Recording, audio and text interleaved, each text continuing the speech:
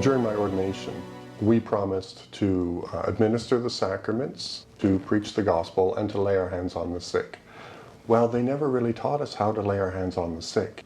In seminary, we weren't really taught about the disciplines of prayer. We certainly never explored the nuances of energy and consciousness. I had a church for 9 years. In my third year there, I heard an interview on CBC with Tom Harper. He had written The Uncommon Touch, and he was talking about the phenomenon of healing. I was fascinated. And 2 weeks after that, a friend told me about a Therapeutic Touch class that is being taught here in Halifax. Therapeutic Touch is a clinical expression of a spiritual phenomenon. It's a clinical modality and adaptation of the laying on of hands, which is a practice found in many religious traditions. However, Therapeutic Touch is not a religious practice and doesn't depend upon any faith. There are things that will block the energy from a patient receiving. If a person receiving the treatment has a lot of anger, bitterness, unforgiveness, we find that this actually blocks the energy from flowing in. Here in the hospital, I was cautious in bringing it in. After all, it looks so strange.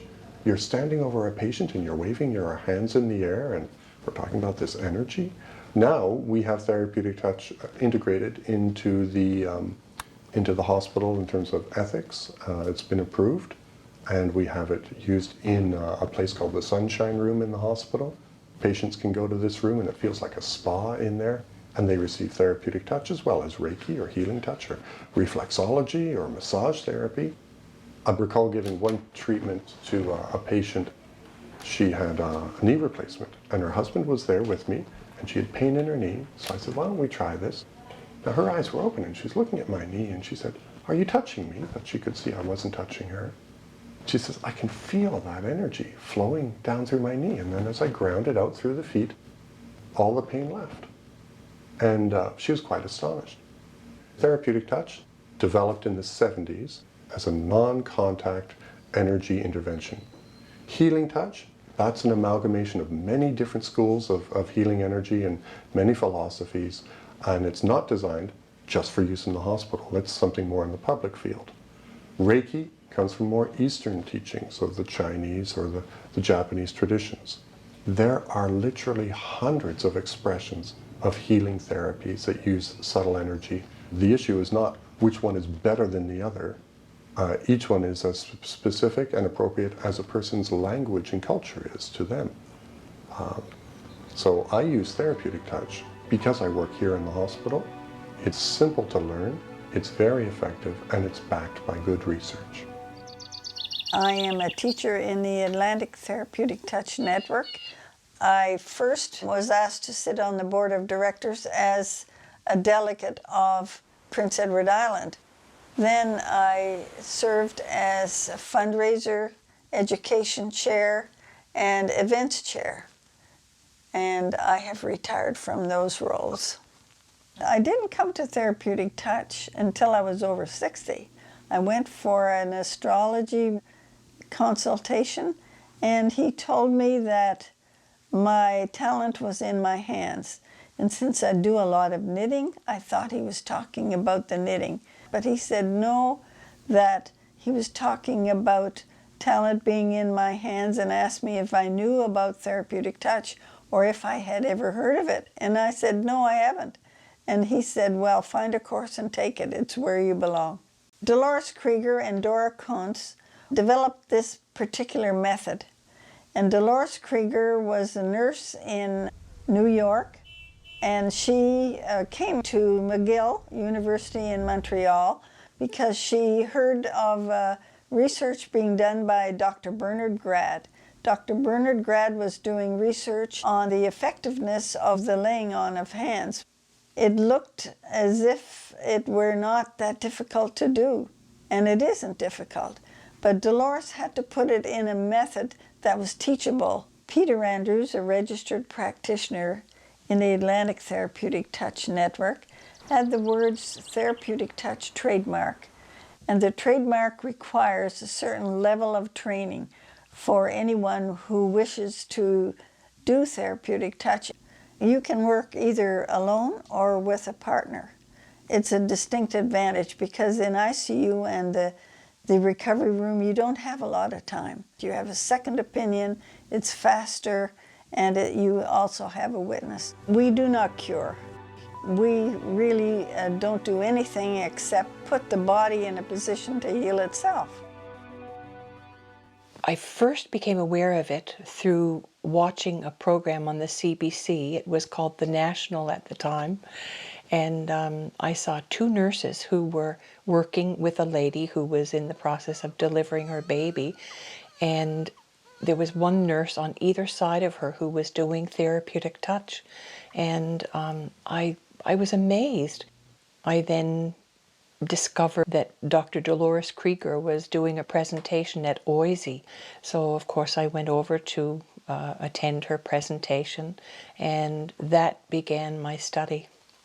I suppose all healers have worked on cases that are outstanding for them. One of mine would be when I worked with Laura Spencer. She was a cancer patient. She was designated as palliative, and she chose to die at home and gathered around herself a team of volunteers. And I was one of those fortunate enough to work with her, and I will never forget that experience. One time she said to me, "Would you let the CBC come in and video you doing a session?" And she said it would mean so much to me because patients have heard time and time again that, "I'm sorry, there's nothing more we can do for you." And she said, "I want this to be an educational tool.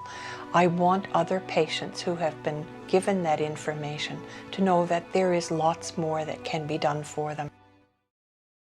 Bill had a stroke, and he came home with very limited ability. We were brought in to exercise him under very difficult. It was very, very difficult to do because of his one, the left side wasn't easy to work with, heavy work. And well, since TT, it's changed it's been a whole new ball game. I think what for Bill, was the relaxation. Before, when I started, I was here probably maybe a year or so before I was introduced to TT. And it was no relaxation. It was tough work. It's hard work whenever you're dealing with the muscles and they're not relaxed. And so, yeah, it wasn't a relaxing time for him or me. But he goes to sleep on me every time now. Does a lot of snoring. But it's just been a transformation. There is a spiritual side to it for me, big time. I can't even begin to do a TT without coming in connection with my God that lives within me. And I believe, without a doubt, that they come in connection with their God. I've been practicing therapeutic touch for 12 years, I guess, now. It was a way of helping people to ease pain and make them more comfortable and relaxed without having to give needles or touch them. You just followed the instructions and you would see quite a remarkable change in your client. I have used therapeutic touch while standing in the supermarket behind the line of parents that are pretty frazzled with their children crying and fidgeting in their buggies, and I'd just stand and give them blue light, and eventually the child would quiet down and sometimes turn around and look at you, which was sort of a reward. I was diagnosed with Raynaud's syndrome way back about 35 years ago. For people who don't know what Raynaud's syndrome is like, it's when you touch anything cold with your hands or walk on something cold with your feet, the blood all leaves your fingers and toes, and there's no feeling in them. After practicing therapeutic touch for some time, I suddenly realized I didn't have that syndrome anymore. It had gone. I used to think it was Florida because we went there for the winter. But I've been back from Florida for 4 winters now, and I still am free of it. I was telling my friend about some problems I was having with one of my horses. The veterinarians were doing everything they could do, but this horse was having a lot of problems emotionally, and this was affecting him physically. We had to take him from his mother when he was 26 days old. He was hurt, and he had real abandonment issues. And what had happened was he had formed a friendship with one of the other mares in the barn, and she was having a foal, and I had to part him from her. He was coughing continuously, having panic attacks, very depressed, angry. He was having trouble breathing. He was very lame. He was getting worse. My friend was telling me about Evelyn. And what she did, she asked me if it would be okay if she mentioned this to Evelyn. And I said yes. Right at that time, I was at wit's end. Evelyn agreed to come to my farm and to treat the horse. The problems that Sipper was having mentally and emotionally, this was blocking the energy, and his body could not get any better unless this level of energy was freed. This horse, I had never seen him yawn. He stood there and he just started yawning and looking. The eyes got really peaceful looking, and he was so quiet. I was just amazed at this instant response to her. His whole demeanor changed. The horse in the next stall, which I found just fascinating too, she turned her head sideways and laid her head flat on his rump, and I had never seen that before, ever, and she started yawning. Evelyn made a capelet for him and energized it, and I would take that and tie it around his neck, and that helped his breathing. And when I put that on him, all of a sudden the feet, his feet were like 99% better. The pain went out of the feet. I would put a blanket on him or a rug. He would have that off him in no time. It was just like a game to him. But he would leave that capelet on. He wouldn't touch it. It stayed. It was a Saturday morning and we were on our way to Cape Breton. I remember turning left out of our street, into the neighborhood toward the highway. But after that, I don't remember anything. I understand that we passed a number of vehicles on the highway, and we were about a kilometer ahead of all these cars. And Doug was doing about the speed limit, and the tire blew up, and the bike started to do this wobble. And apparently I leaned forward and said to him, "What are you doing?" And he said, I'm trying to control the bike. I don't remember saying that to him. And I've been told since that, he got the bike down to about 85 kilometers. And then when the bike did one of his wobbles, I just left the bike. Now, my understanding is that the cars behind us, in one of the cars, there was a nurse and a doctor who stopped on the highway, and he did triage for me and said that I couldn't be handled in Truro, that my injuries were too significant, that they should ask for an air ambulance to come to the baseball field beside and take me right into Halifax, and that is what happened. I'm told that it was really quite tenuous for about 4 or 5 days anyway. My understanding is that I received Therapeutic Touch as soon as my mother heard about the accident. Initially started sort of reprogramming the energy in my body and particularly in my brain. The talk was they were going to do a tracheotomy for me because my lung wasn't picking up that extra air. And I reached up and pulled the ventilator tubes out of my mouth, and I could feel the tubes coming out from in down by my throat. And I handed the mask to the nurses and said, "Please don't put it back." And apparently the doctor said, "Well, this changes things, doesn't it?"